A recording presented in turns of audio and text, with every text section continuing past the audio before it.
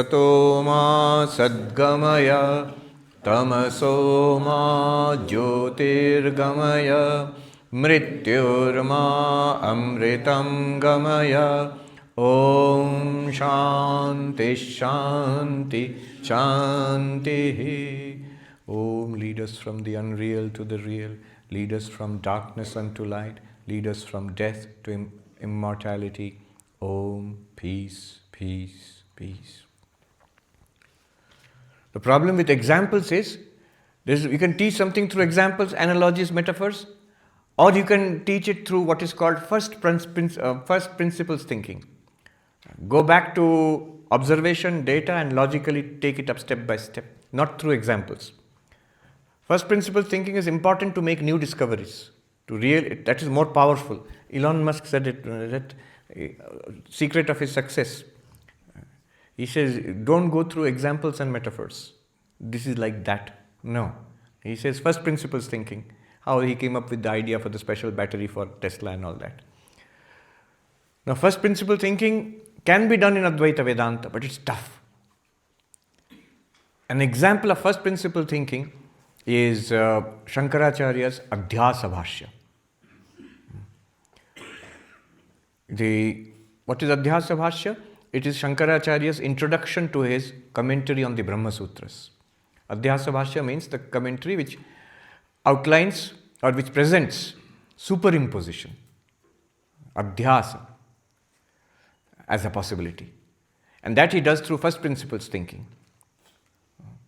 I had mentioned yesterday that the third option, Sankhya, consciousness and object are parallel realities. Or panpsychism, consciousness and object are parallel realities. And that's what it appears to be. If you do a little bit of analysis, you will come to consciousness and the object is there. Real object, real consciousness. And you stop there.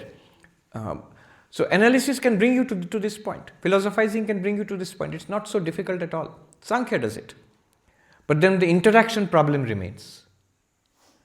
How do two entirely different entities interact? They have to interact because in the body we can clearly see body and consciousness are interacting. How? Where? You are saying consciousness is utterly different from matter. Matter did not produce consciousness, consciousness did not produce matter. So they are utterly different. In that case, how do they interact? That was the problem, similar problem poor Descartes faced with Princess Elizabeth. How does mind interact with, how is the mind controlling the body? Even now we can't answer it. What is the connection between brain and mind? We don't know. Forget consciousness. Even brain and mind contact, we don't know where it's getting contact. We're still at the pineal gland vapor stage of... we have no answer really. Shankaracharya starts Advaita there. He says, Sankhya, up to now, fine. Consciousness, you have established the primacy of pure consciousness. We are pure consciousness. But then it remains, what is all this? And how is it related to me? You are saying they are parallel, they are interacting. How are they interacting? I am not satisfied with that answer. You can't answer how they interact. Sankhya can't answer. They try, but none of it is successful. Shankaracharya starts there. That is the Adhyasa Bhashya of Shankaracharya. First sentence of it. Yushmad asmat pratyaya gocharayo vishaya vishayena tama prakashavad viruddha swabhavaya. Long sentence. Professor J. N. Mahanti told me nearly 25 years ago. He said, Swami, in all my studies of philosophy, East and West, of the spiritual and philosophical texts of East and West, I have never come across a more profound sentence than the first sentence of Adhyasa Bhashya. The first sentence. One sentence. Commentaries and commentaries have been written about it.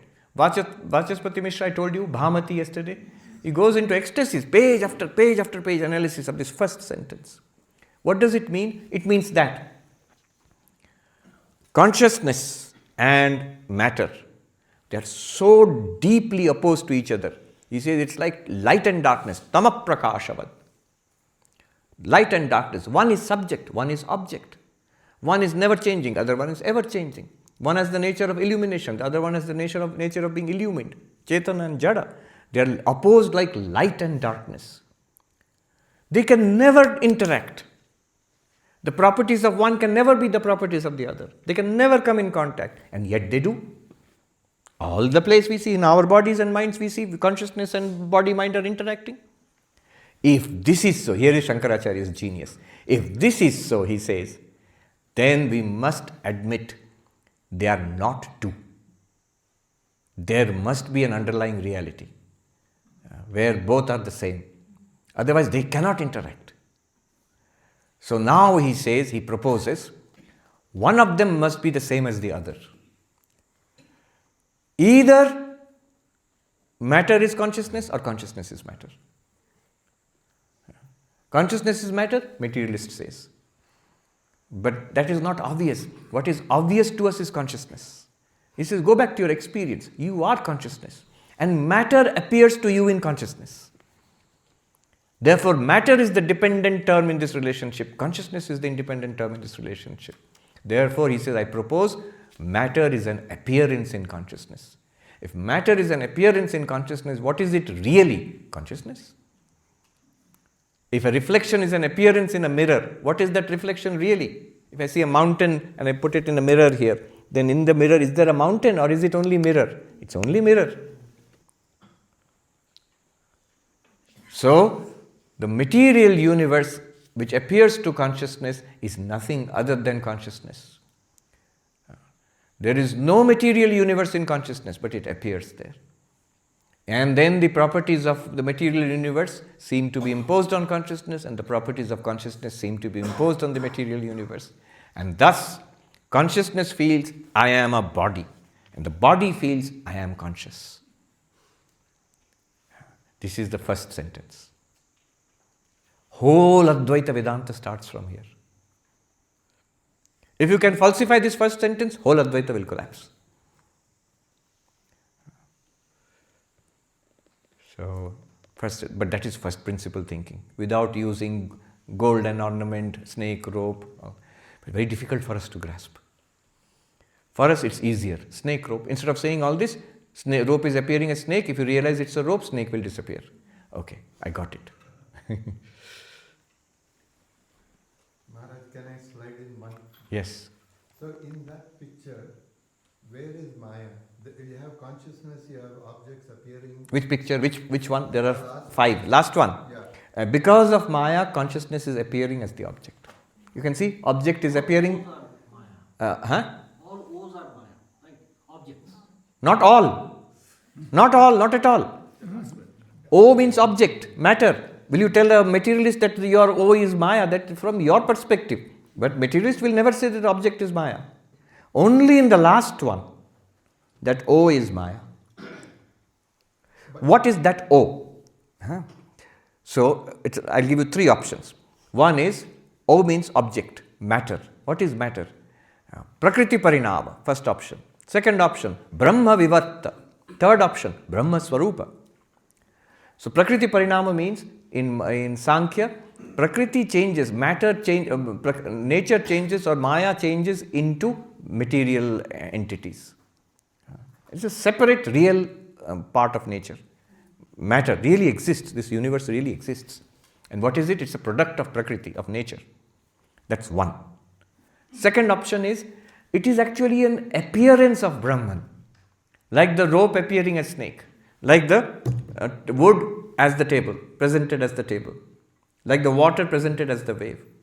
So, it is consciousness through Maya. So, Maya, Vivarta means an appearance of Brahman. Why will Brahman at all appear as anything? There Maya is introduced.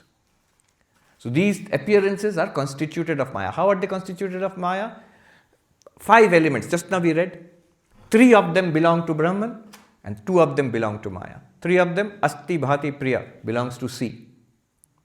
And name and form belongs to Maya. All 5 together is the O. The O is analyzable into Asti Bhati Priya, Nama Rupa. Nama Rupa belongs to Maya and Asti Bhati Priya belongs to Satchidananda. Which is, and there are 2, consciousness and Maya. But Nama Rupa is not an independent reality. It cannot, if you take away the wood from this, will the table float ghostly in the air? No. If you take away the water from the wave, will the wave exist in an outline? No. It will just disappear. Wood can exist without the table. Table cannot exist without the wood. The table is a dependent name and form and function of the table entirely depends on the wood. Whereas, in the same way, name and form and function of the universe entirely depends on Brahman. But that unique differentiation is done by Maya. Maya is not a second reality, it is a dependent reality on Brahman. So, as far as non-duality is concerned, it's not a problem because you don't count Maya separately from Brahman. It's not that if you do an inventory and somebody says, well, one wood, one table. So 2 items are here. No, that's wrong inventory.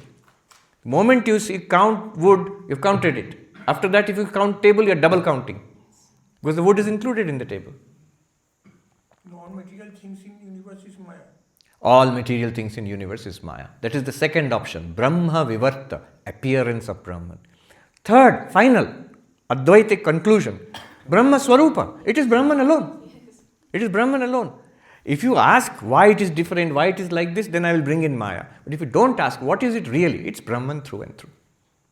One non-dual existence. It's appearing in this way. That's it. So Maya is not a separate quantity. No. It is not a measurable reality separately. It is not countable apart from Brahman. If it's countable, then Dvaita will happen, dualism. It's not countable, Advaita. Samadhi. Now we will go into Samadhi. 6 types of Samadhi. 23.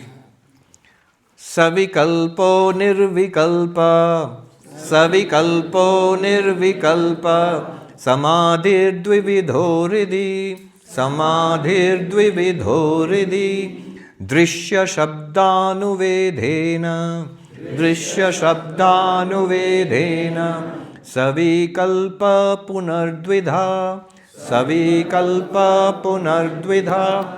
2 kinds of Samadhi to be practiced in the heart within oneself are known as Savikalpa and Nirvikalpa.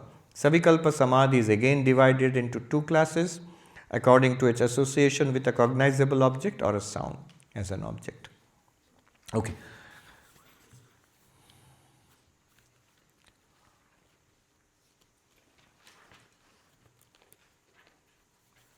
Okay.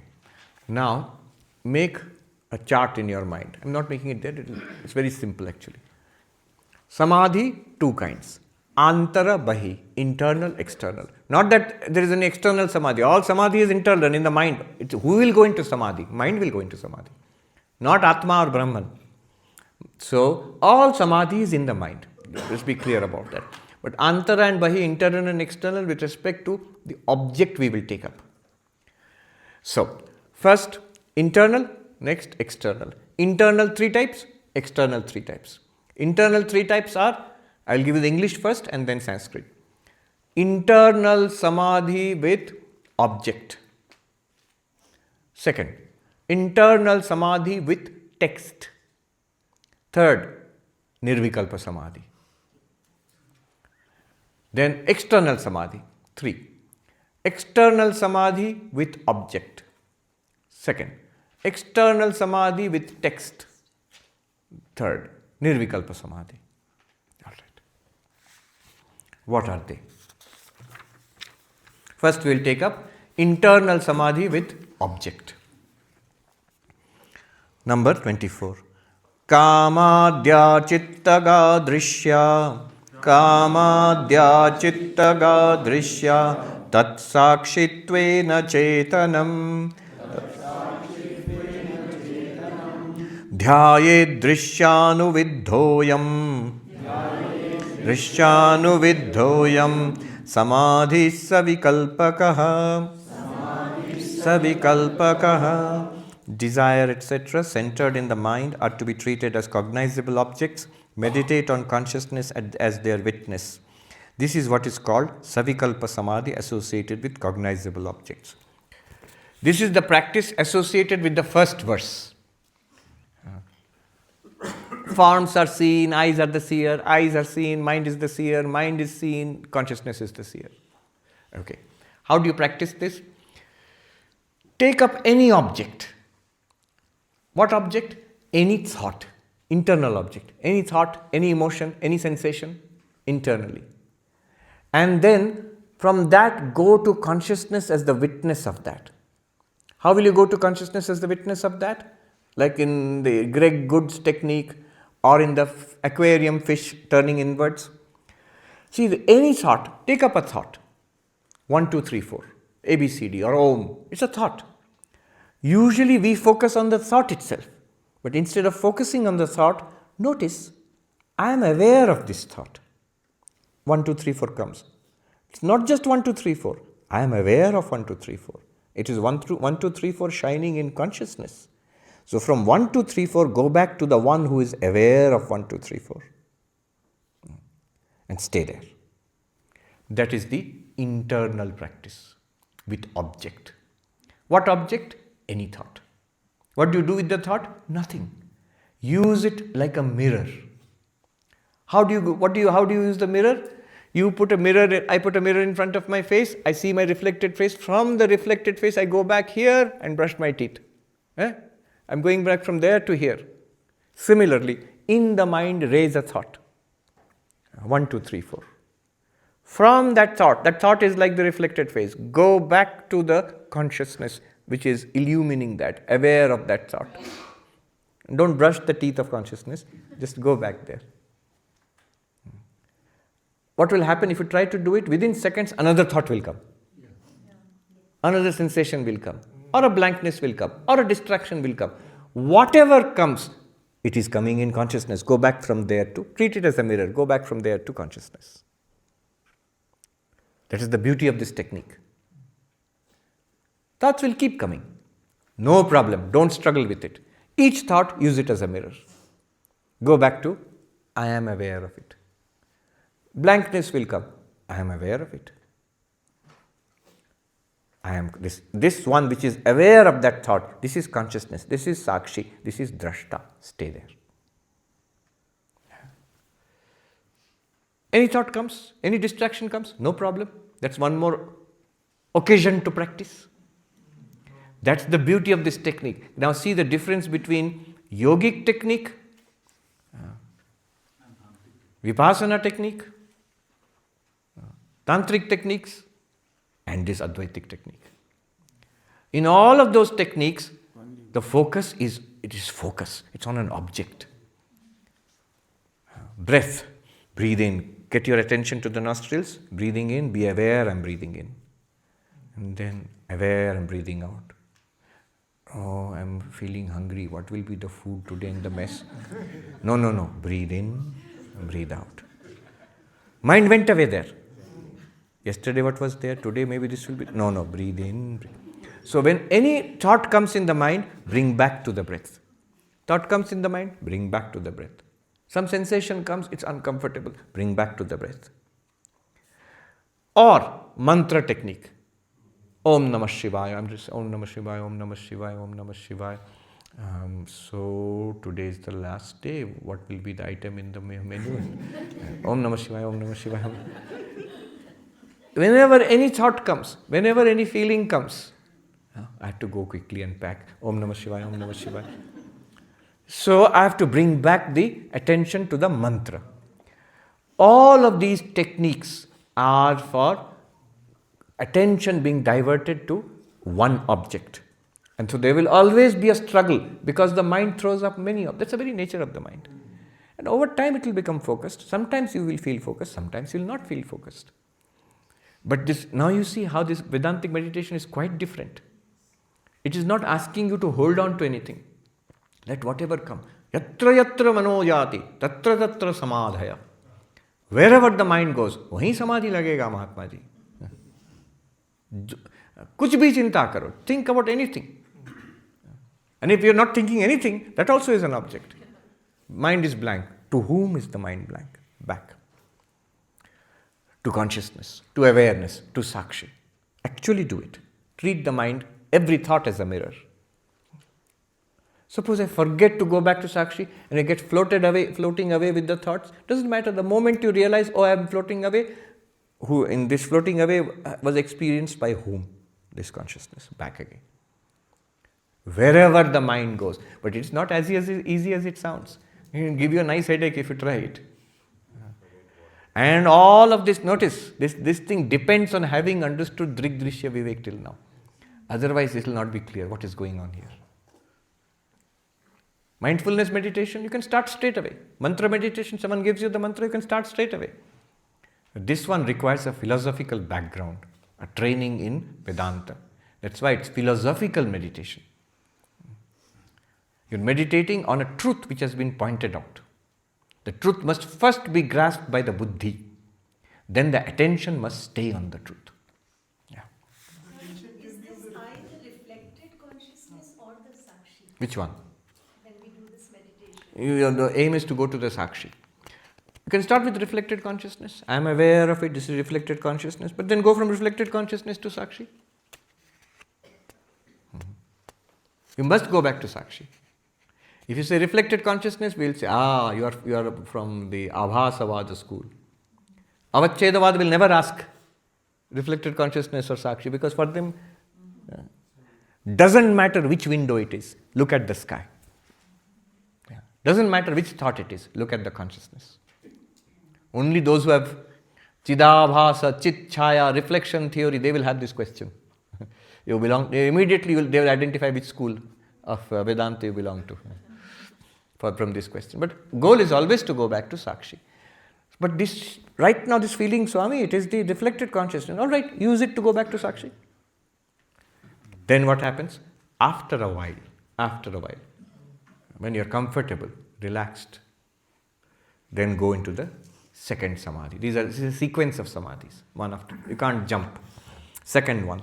Asanga Satchidananda, Asanga Satchidananda, Swaprabho Dvaita Varjitaha, Swaprabho Dvaita Varjitaha, Asmiti Shabda Vidhoyam, Asmiti Shabda Vidhoyam, Samadhi Savikalpakaha, Samadhi Savikalpakaha. I am existence, consciousness, bliss, unattached, self-luminous and free from duality. This is known as the other kind of Savikalpa Samadhi associated with sound or object.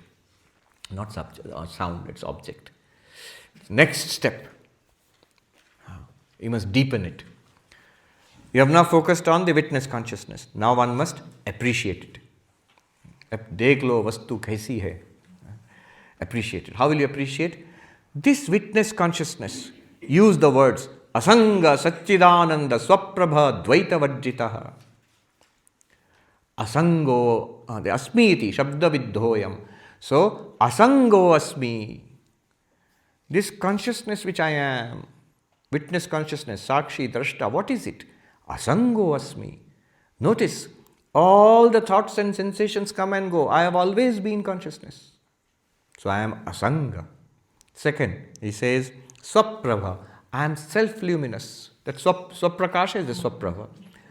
I shine, then the mind shines, ego shines, and then the senses shine, then the world is revealed to me. I can see, hear, smell, taste, touch. But if I did not shine, I, the consciousness, did not shine, everything would be dark. So, Swaprabha, I am self-luminous. I reveal everything and I reveal myself. This is, notice. Then, Satchidananda. All existence is my existence. Where else is there existence? I am Sat. I am consciousness. I am Chit. And this limitless Satchit is Ananda. Satchidanando Asmi. Asango Asmi. Swaprabho Asmi. Satchidananda Asmi. It is a text, but it's not meant to be repeated like a nursery poem. How will you repeat it? You will repeat it like this. Nak. Here. What is a nose? Nak. What is Asanga Chaitanya? You can't show anybody, but you must show yourself. This is Asanga, this is Chaitanya. Yes, I am Chaitanya. And is this Chaitanya Asanga? Note it. Yes, it is. I confirm. Checklist, tick mark. Asango Asmi. Is this Chaitanya Swaprabha, self-luminous? Is it shining? Yes. Swaprabho Asmi. Is it existence? Is it shining? Is it dear to me? Asti bhati priya? Yes. Check, check, check. Satchidananda Asmi. Dvaita Varjitaha. Without a second. This is Advaita then. How? Everything that seems a second to me is what? I have been told. It is name and form on me. What is this mind which is shining, this fellow ego shining with my light and dancing around ego? It is I only with the name and form of ego. What is the buddhi? What is the chitta? What is the prana? What are the senses? What is the body? It is I only with those names and forms. What is the mountain? What is the sky? It is I only with the name and form of mountain. What is space? Near and far. I only with the name and form, like dream. So, Dvaita Vajjitaha. No, the entire world appears to me as an other, Dvaita. Yet I know it is not another. It is I only, I the consciousness. With the Vikshepa Shakti of Maya, I am projected like this. Like the Vikshepa Shakti of dream, I am projected as the dream world. Isn't it? Like a spider's web, I have spun it out here. I have. Automatically, not that I worked at it. Automatically it was spun out by Maya. So, this consciousness is Dvaita Vajjita. There is really, although the world appears, Drishya appears as a Dvaita to it, it is not Dvaita. It is Advaita. It is the Drashta, it is the Sakshi appearing as the Drishya. If it appears as a Drishya, it should not be counted as a second. So, Dvaita Vajjita. Dvaita Vajjita, who? Asmi, Aham Asmi. I am and nothing else. Ashtavakra says, the Jnani in the midst of a crowd will be alone. One light alone you will see, even in a crowd. Sri Ramakrishna says in one place, very thrilling, he says, huge crowd. He says, it's like a chandelier. In a chandelier, what happens? Jhad Pradip, he says, like one light is there and many crystals or glass hanging, they all flicker and twinkle in that light and scatters light. It's gorgeous. If you put one lamp, it's not so gorgeous. But you make a chandelier out of it, it's so gorgeous, dazzling. We as sadhakas, we shrink away from crowd. That is the sign of sadhaka. Why? Neti neti. Not Gurgaon, not Delhi, Tapovan. Neti neti. But now the stages of Vijnana. We must go back. Sri Ramakrishna dances, enjoy, big crowd, marketplace, enjoy. Mahapurush Maharaj in the Sadharan Utsav in Belur Mutt, the biggest crowd you ever see. Now, of course, huge crowds. Even that time it was a crowd. He's been taken around as the president of the order to see the crowds. He's enjoying. Why? In such a big crowd you feel oppressed. No, they see, look, the same consciousness here is flashing, twinkling, dazzling. Here it is seeing, there it is eating, there it is shouting, there it is punching somebody. Joy, joy. You see, this is a dance of consciousness all around. It is the expansion, Chid Vilasa. It is the play of consciousness all around. In not only human beings, in that dog, in that bird, in that fly sitting on the on the sweets of the roadside vendor. Rasagulla. It is same consciousness flickering in so many ways. Dvaita Vajjito Asmi. This is called Shabda Viddha Antara Savikalpa Samadhi. Big one. Internal absorption with object, with text-based object. This is the whole translation. What it means, this is what it means. And now, you might say, do I have to stick to these words? No. Once you have understood Advaita, you can string together your own text. We did it the first day.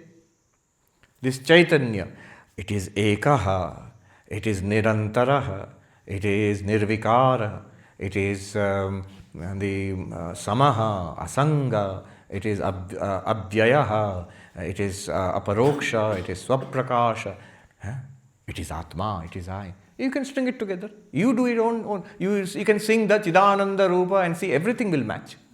No longer it will be a song, it will be a fact. Any of those you can do. Any moment if any other thought comes, go back to the first one. There is a thought, I am the witness of that thought. Now then bring in the text.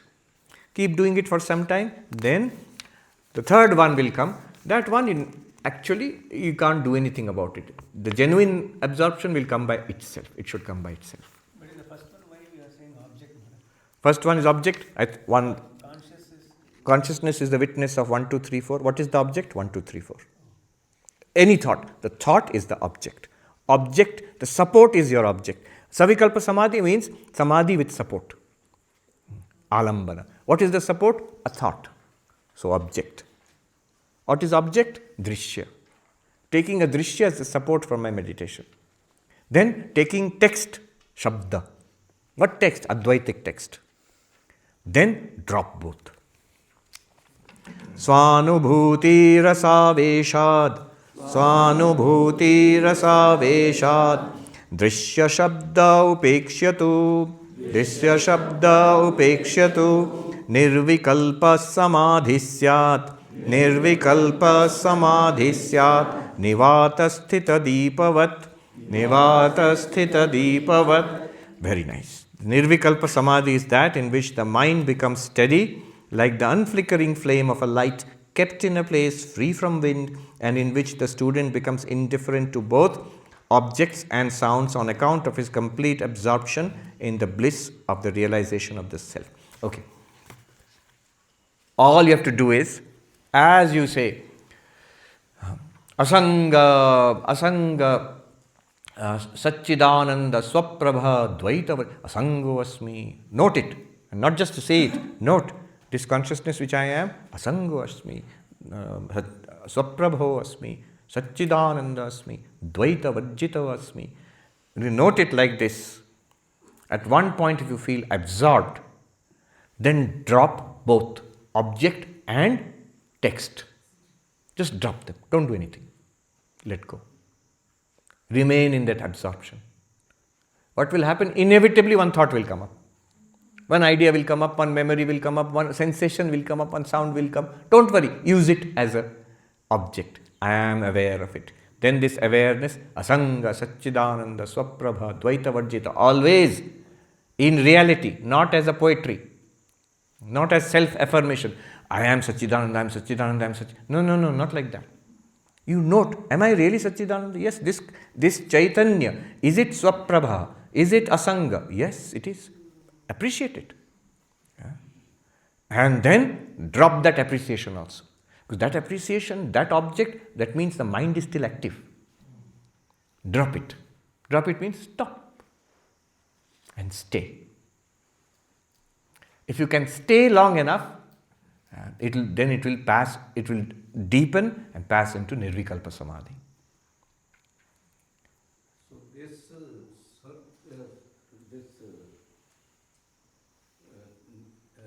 Swakalpa Samadhi is basically a precondition for Nirvikalpa Samadhi. Yes.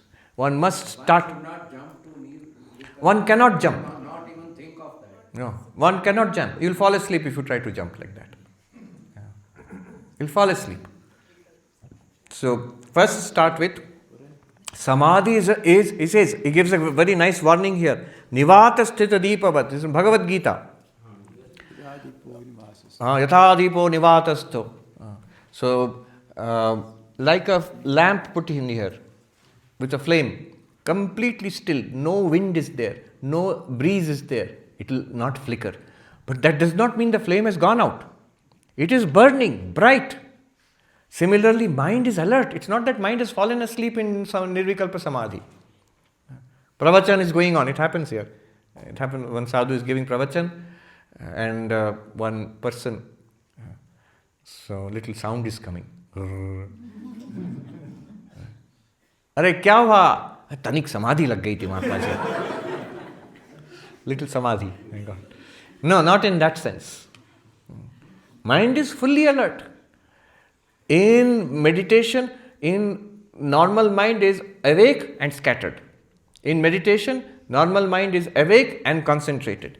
And in samadhi, that normal mind is not only awake, concentrated, it's the deepest possible concentration imaginable. So it's fully aware. Sri Ramakrishna says, Chetan ke chinta kore kyo achetan hai. By contemplating consciousness, does one become unconscious? Because his samadhi seemed to be unconscious. Remember, any concentration means exclusion. Do you understand this? Anything you focus on, you have to exclude everything else. The deeper you are focused, the more you exclude. That is the origin of those absent-minded professor stories. Scientist. Why is a scientist absent-minded? Because there is no bandwidth left over to concentrate on, to pay attention to dozen different things. The more you are focused, the more you have to exclude. Now take it to the limit. If you are totally focused on one thing, you have to exclude the world, you have to exclude your body also. Normally a little somatic awareness is maintained, bodily awareness. But in deepest concentration, yogis have shown, this is all borrowed from Patanjali Yoga. Yogis have shown, even body concentration goes, body awareness goes away. If you do something to the body, nothing will happen. Mahendranath Sarkar touched his eyeball, Sri Ramakrishna's eyeball during Samadhi. Now, you can control many things. Eyeball reflex is virtually impossible to control. No reaction. It is like a picture, like a dead body is standing. Therefore, Sri Ramakrishna says people think there is no consciousness there. No, there is only consciousness there. And completely focused. Mind is not there. Mind shuts down. But mind is shuts down in the what sense? It is focused in, the mind is there and utterly focused. It is the highest focus of the mind. So it shuts down first on any object. You can be Ishta Devata, Om, or the Sakshi, turning inwards. And the mind gets, it is the highest form of consciousness. There it becomes indistinguishable from pure consciousness. It remains in the form of pure consciousness. But still there, because it will come back. It will come back. You will awaken from that again. Again thoughts will come. So at this level, yogic, Nirvikalpa Samadhi and Vedantic, there is no difference? There is no difference. There is no difference. Yes, yes. This is a very important point. Yoga and Vedanta will bring you to the same point. Vedanta does it through philosophy, knowledge, analysis, and yoga does it through mind control. So here also Kundalini will arise. That also, Tantra, that is, you are bringing in Tantra. Tantra, yes, Kundalini, you are right. Any amount of focus, Kundalini will rise.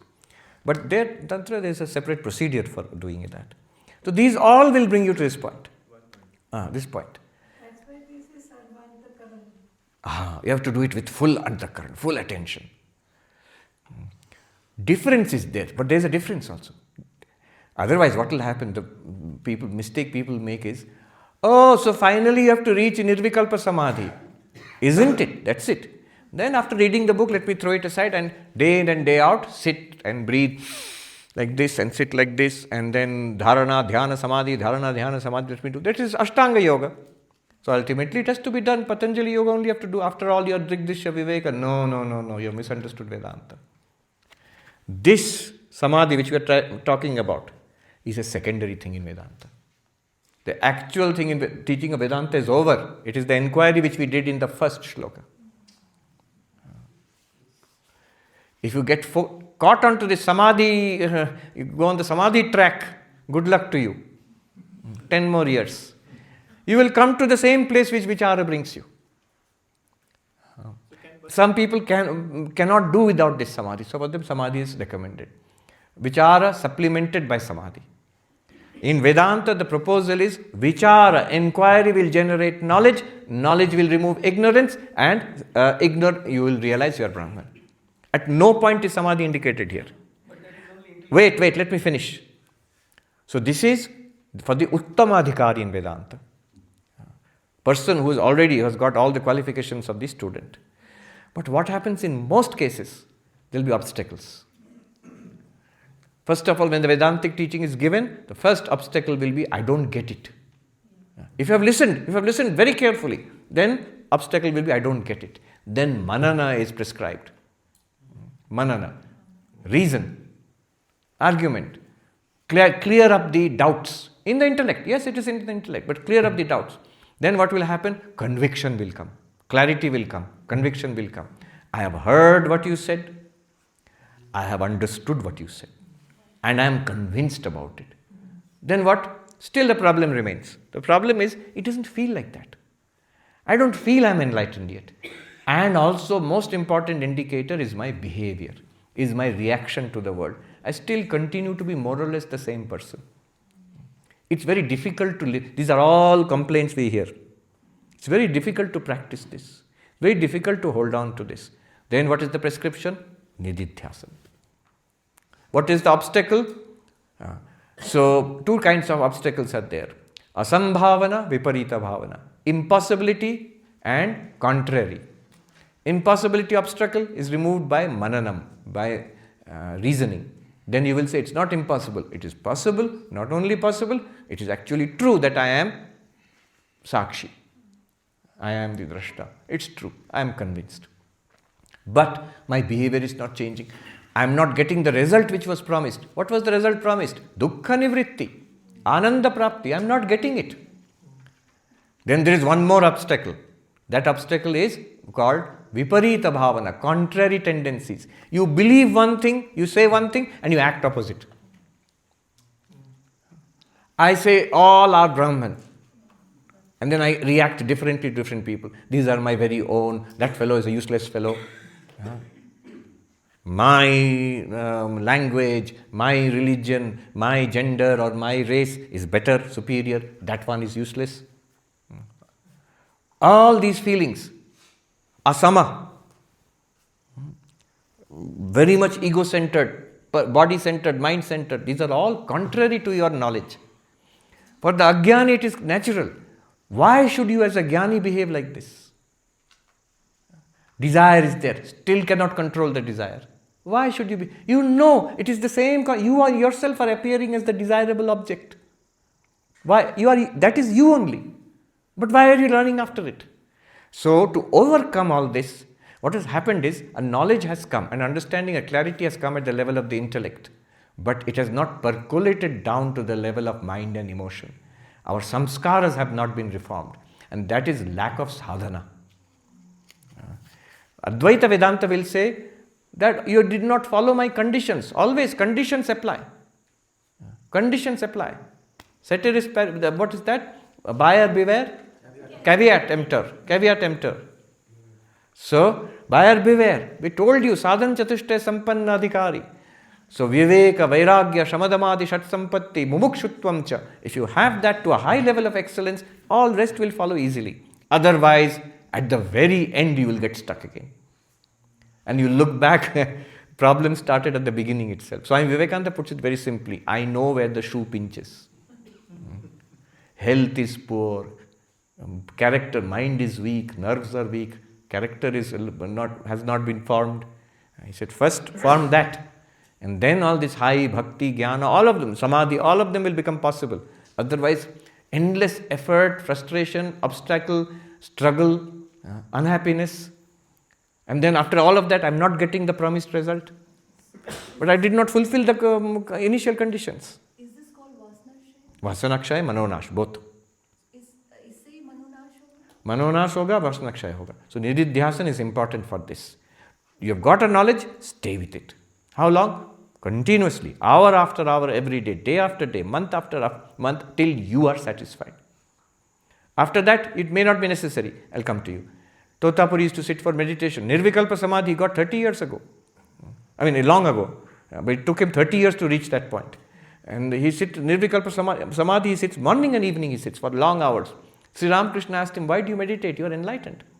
He shows the brass pot. Unless you polish it every day, it is still brass, but it will lose its shine. What do you mean? I know I am Brahman, Satchidananda, but I must immerse the mind in it, saturate it. There is a term in cooking, marinating. I must marinate in it so that the mind will also display that knowledge. Vivekananda says religion is the manifestation of the divinity within us, not knowledge of the divinity. Manifestation. Manifestation means in thought, word and deed. Thought, word and deed means mind, nervous system, body, all must be spiritualized. Otherwise you can't manifest. Otherwise you'll complain.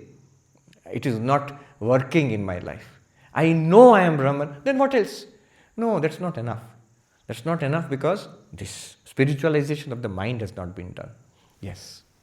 So, we two questions. One is just a pedagogical question. When you describe of the five, the last two are Maya, are the world.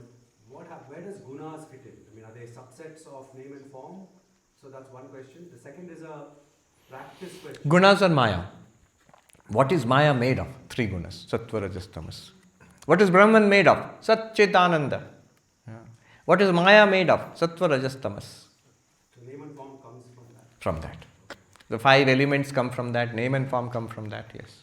The second is a practice question. When we get Mantra Diksha, we get a really good rhythm of what to do and how to do the japa, etc. This Vedantic meditation is not part of it. So how No, do we it is not. integrate that? Don't integrate. Alright, important question. Many of us have got mantra diksha from Guru. So that is the upasana. Guru has given us a mantra and Ishta Devata. And the method of repeating the mantra and meditating on Ishta Devata. Now I have got this. Can I upgrade my practice? No, don't. What the Guru has given, you put a firewall around it. Exactly as the Guru has given. Same mantra, same Ishta Devata, same way of practice, morning and evening, please sit. This is for extra time. Remember, Nididhyasana you may or may not practice. If you are fascinated by it, practice it. Vedanta says emphasis should be on Shravana. Come to the class. By intuitive flash I will realize. One Swami, he said very interestingly that we in Vedanta we don't believe in intuition, we believe in tuition. You have to come to the class. You have to listen, think, argue, and get a clarity. Vedantic Nididhyasana will be just like that, easy for you if the mind has been concentrated, purified by Ishta Devata mantra and dhyana. Remember, Sri Ramakrishna went the whole course from mantra, Ishta Devata Kali, meditation, realization of Ishta Devata in Samadhi again and again and again, then comes to this. So our practice should go parallel. And how much should we, is there a time that we should add No. on to? No, do a basic minimum of the Ishta Devata mantra and japa, and this at other times, more or less, and as time allows you, depending on your responsibilities in samsara and all. So if you look at a monk's life, in our Ramakrishna mission, so we have a clear time for meditation, morning and evening. But we also have in our ashrams a time, when I joined it used to be right after breakfast, 1 hour we would sit with the Swami in charge and study all this stuff. Study. You will make a study, read, memorize and discuss, try to make us understand. That much. And then work, karma yoga. And then ritualistic worship, puja, bhakti, arati. So in that way, find your own balance. One of our senior Swamis, I will not take the name, he told me the story. So, we have a very great Swami in our order who is very mystical, very advanced spiritually. So this senior Swami told me, as a brahmachari, I knew this man is God realized.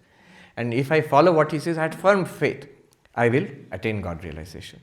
So he says, I went to that Swami, as a brahmachari, I went to that Swami, I bowed down to him and said, Maharaj, please prescribe a routine for me. And I will sincerely follow. And that Swami was so happy. He says, you are willing to do it? I said, yes, Maharaj. And I have full faith. If I follow this in a short while, at least some spiritual breakthrough will be there.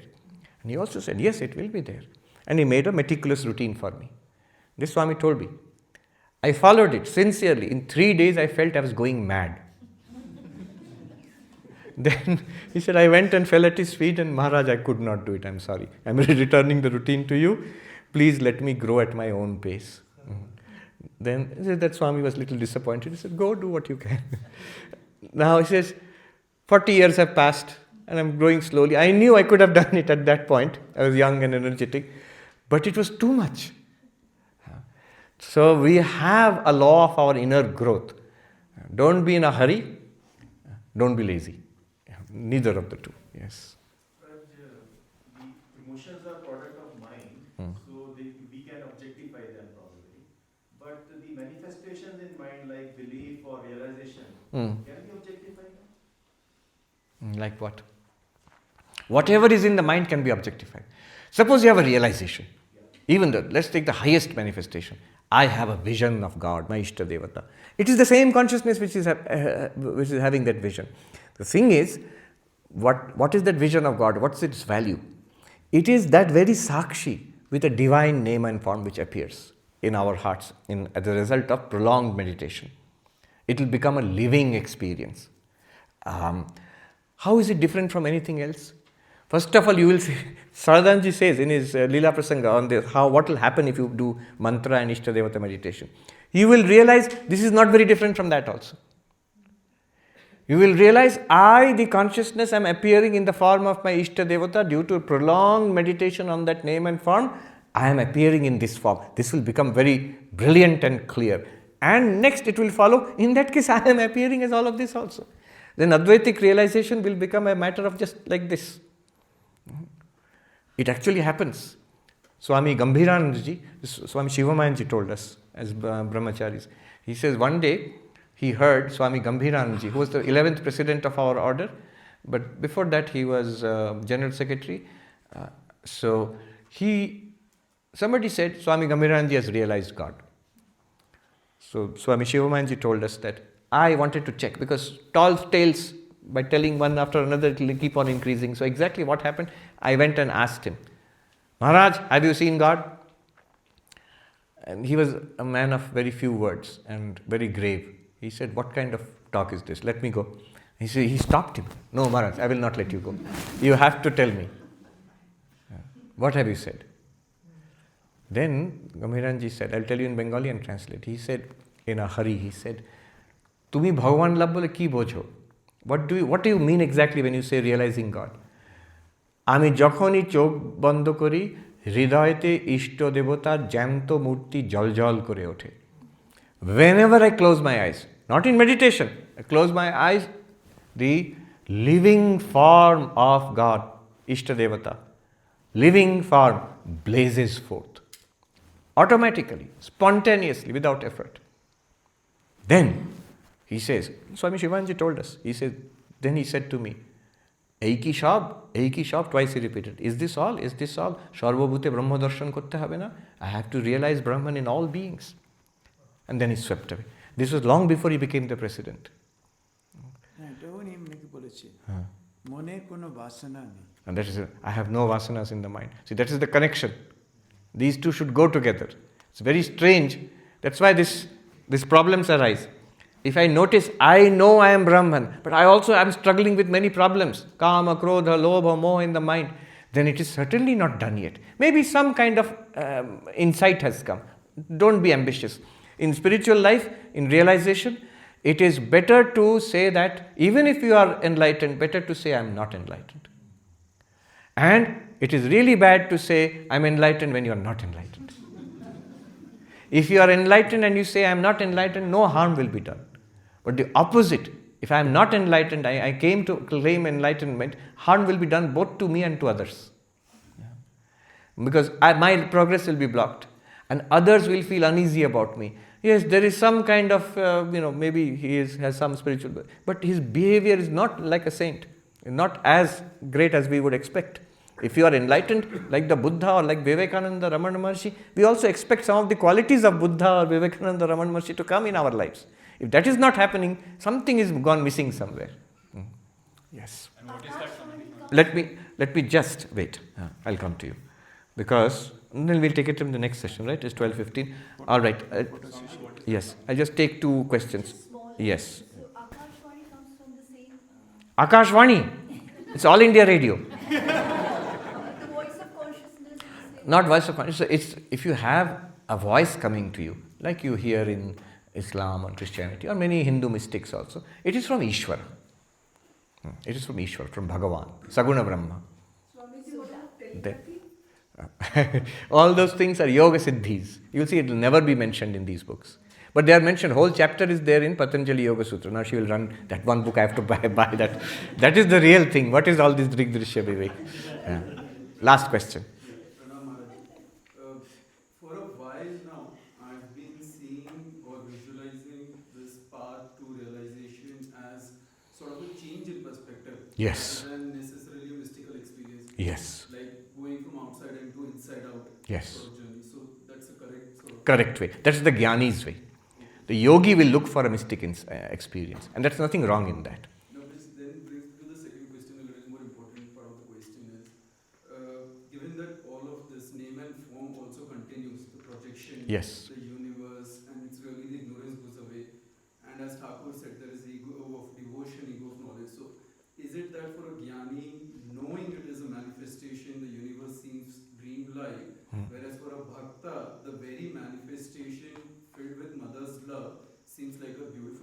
projection? Yes, both ways, it's true.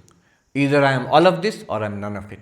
The Jnani will say, I am all of it. The devotee will say, Mother is all of it. My mother has become all this. It's interesting, as a Jnani, Swami Turiyanandaji, whole of his life, later part of his life, he continued with mother. Everything and in every event, in every person and every place, he just saw the mother. And the latter part, the Gyan becomes the tool to facilitate this in a way of, like going from a lower sort of bhakti. Yes, that's also very good. Jnana often enables bhakti. People think jnana is against, something has gone wrong if jnana destroys my bhakti. It can destroy bhakti. It becomes a kind of skeptical, argumentative, intellectual exercise and poo-poo everything else. That's a danger in jnana. But if it is truly taught and assimilated, then it will enable bhakti, it will enable karma, it will enable dhyana. Jnana is not an enemy of meditation. Jnana is not an enemy of bhakti. Jnana is also not an enemy of action. People misunderstand Shankaracharya's dialectics against ritualism. But jnana enables action. All action will be Brahmarpanam Brahma, we will do now. It's not just for food. Brahma Samadhi, the one who sees Brahman in every action. What is action? Same Satchidananda with name and form. So, Brahma Samadhi. Action is enabled by jnana. Bhakti is enabled by jnana. Meditation becomes deeper because now you are meditating on something real. Earlier it was a belief. Jnana converts a seeker into a finder. Then you understand what the bhakta is doing, you understand even more. Sri Krishna says in the Gita, for the jnani, the jnani is dearest to me. Commentator Sridhar Swami says, because for jnani, God is real. For the others, it's belief, faith. You can doubt it. Jnani will not doubt it. That Satchidananda is there, I cannot doubt. It is my own very existence which is indubitable. Now you want to dress it up as Krishna or as Durga or as Kali. Okay, as the Americans say, knock yourself out. That's perfectly possible. I know what I'm meditating on. Not an object of belief, but an object which is more real than real. It is the reality of all realities. So, jnana enables bhakti, you are right. And at the higher level, the Brahmajnani will also be bhakta. There is no doubt about it. If the Brahmajnani has no bhakti, it may be hidden. Maybe No. Keep it. Always keep it. For jnani, bhakti is very strongly recommended. For the bhakta, jnana may not be recommended. It may sometimes be damaging. But true bhakti is never damaging for jnana. It is always helpful. There is a reason why it's helpful. Bhakti purifies the mind. It takes the mind towards God. The jnani will, without bhakti, jnani will suffer from an unpurified mind. So knowledge will go in one direction, mind will go in another direction. Mind always follows desire. Buddhi follows knowledge. Buddhi will say it is true. Mind will say I want that one. And then as a jnani you will feel pulled apart. But mind, if you take it towards the same Brahman dressed up as my beloved Krishna, as my beloved Ma Kali or Sri Ramakrishna, then mind and intellect are both going in the same direction. It will be very beautiful. Bas. We'll second. Om Shanti Shanti Shanti Hari Om Tat Sat Shri Ram Krishna Arpanamastu.